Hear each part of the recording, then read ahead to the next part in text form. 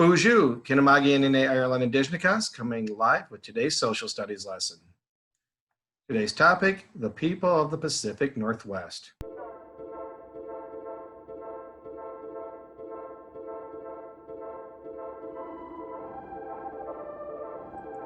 We begin today's lesson within the Google Classroom. You will see a linked video that will be a part of today's presentation, a reading that we'll be going over, and then the questions to show what you know. We'll start out in our Google Classroom. And you see Turtle Island. And on our west coast, we have the Pacific Ocean. And here is the coastal area that we're focusing on. You see the very green vegetation that shows the massive forests. You see the white that shows that there are snow-covered mountains. And that kind of gives you an idea of the environment there. The climate is going to be warm, but very moist. You get a lot of rain that comes off this ocean, and when it hits the mountains, it rains a lot right along in here. So we'll first look at our reading on the Northwest coastal people. We're going to make this larger for those of you at home. This is a narrow strip of land stretching from Washington State to the northern British Columbia and into Alaska. And I would even argue that this region includes Oregon and Northern California.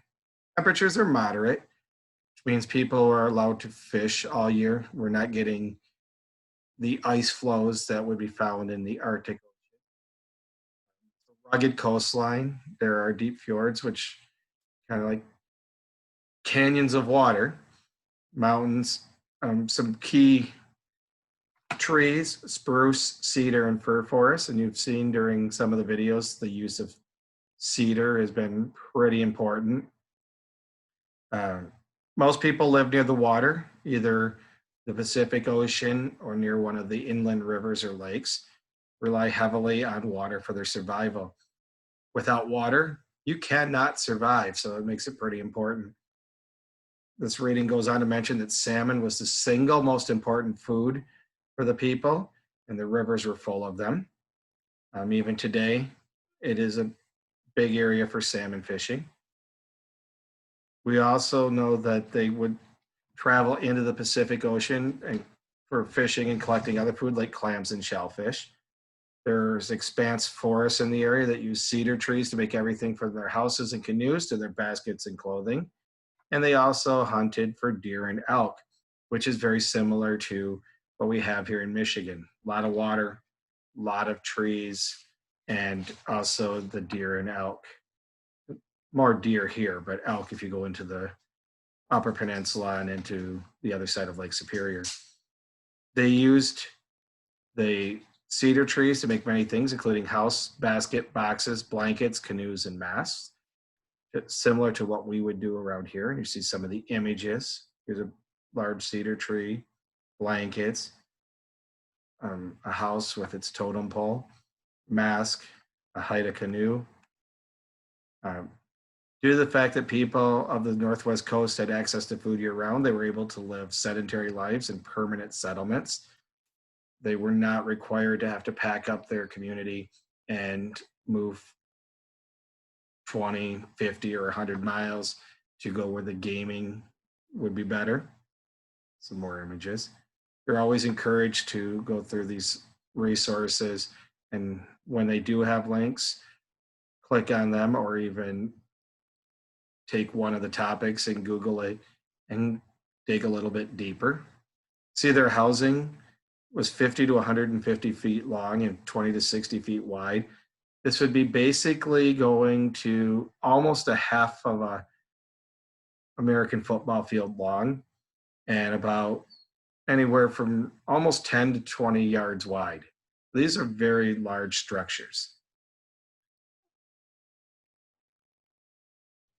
Since it rained a lot along the coast, the trees grew very thick and tall. The huge red cedars were especially important to the people because they could make large houses with them. They cut the trees with stone axes and floated them to their village. First, a frame was built out of cedar logs, then cedar planks were attached to the logs. It's important to overlap the planks to keep the rain out. It is an area that is very wet. With the amount of rain that falls in the region, any kind of gaps would make living within the house pretty uncomfortable. The houses were made as huge rectangles with many posts to hold up the roof and covered them with cedar planks. There were no windows in the longhouses. There's only a hole in the roof to let smoke from the fires out and a single front door to keep the heat in. They were built with low roofs because they were easier to heat in the winter.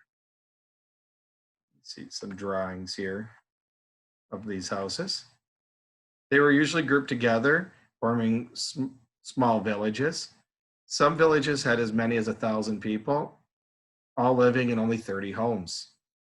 So that you know that these longhouses weren't single family. They were probably multiple families or the entire extended family. You can see some more of the images here. Now let's go back to our Google Classroom here and let's check out the video. So for the next 2 minutes, I want you just to listen to the video, be listening carefully as there will be questions on the assessment board.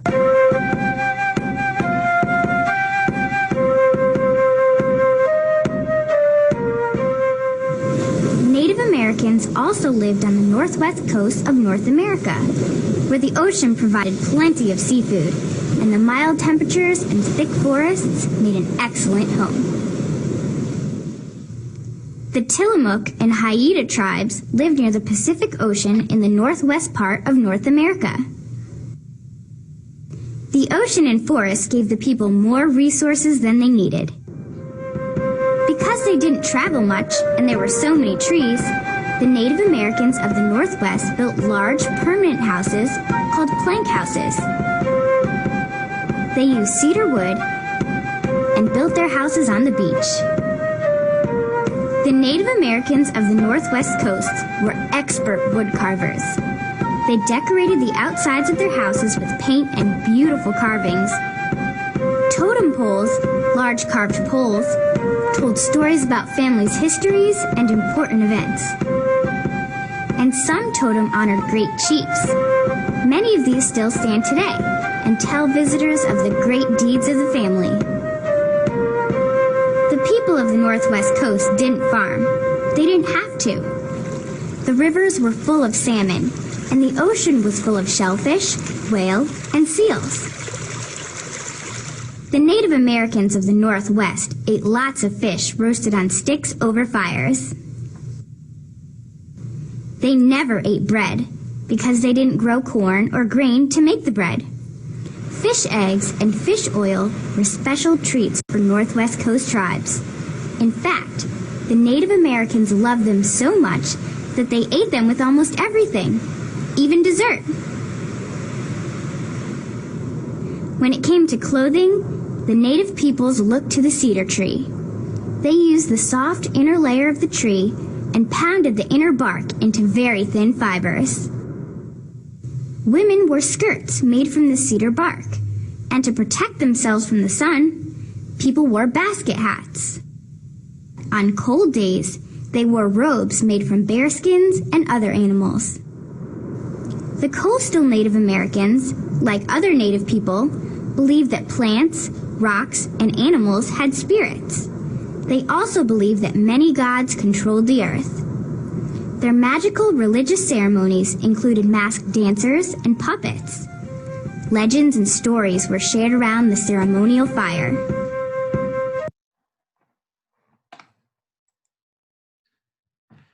Now that we have reached this portion of the lesson, I want to remind you, you should be going into the Google form to take the assessment on this lesson. The lesson is not complete until you submit that form. Hopefully you've had the chance to enjoy a little bit of knowledge about our relatives on the West Coast in the Pacific Northwest region. If there are topics in here that have inspired you, please see us and we'll be happy to help you research further. If you have any questions about this lesson, please email me at mireland@sagchipschool.net. Hope you all have a minal gijigad. Bamapi.